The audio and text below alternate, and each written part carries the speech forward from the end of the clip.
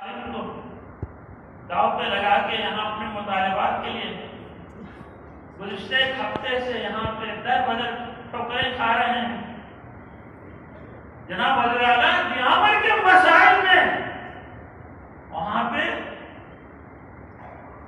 ان کے مسائل کو وفاقی سطح پہ حل کرانے کے لیے وہاں پہ مصروف ہے، اور پورے گلگت بلتستان کے اساتذہ یہاں پہ در بدر ہیں، ان کے مسائل حل کرنے کے لیے کوئی تیار نہیں.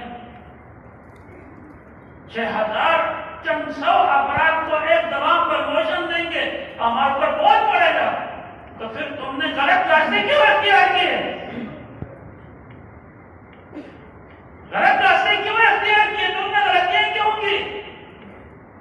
بعض کو آپ دیں گے، بعض کو نہیں دیں گے. یہ کون سا قانون ہے جو آپ کے من پسند ہوں، آپ کے چہیتے ہوں، آپ کے ہم نوالا ہم پیارا ہوں ان کو آپ نہ دیں، اور جو بیچارے خدمات میں مصروف ہیں دور دراز علاقوں میں ان کی قانون کام خبر بھی نہ ہو، اور جب وہ اپنا مطالب لے کے آئے تو وہاں پہ کوئی سنوائی بھی نہ ہو. یہ ناانصافیاں، یہ ظلم، یہ ستم، یہ انقلاب کے راستے کو ہموار کرتی ہے، یہ احتجاج کے راستے کو ہموار کرتی ہے. لہٰذا ایک علاقہ جہاں پہ انسان کے نام پہ، اسلام کے نام پہ ہمارے وجود میں آیا ہے، یہ تفریق کیوں؟ یہ جاتیاں کیوں؟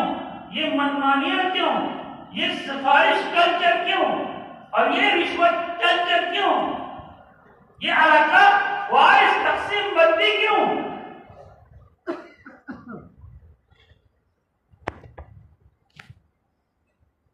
واقعی باعث شرمندگی ہے مسلمانوں کے لیے اور اسلام کے لیے کہ ایسے ہمارے نمائندے ہیں، ایسے ہمارے حکمران ہیں، ایسے ہمارے انتظامیہ ہیں. خلاصہ وقت کے دامن میں گنجائش نہیں. کل یوم عید ہے،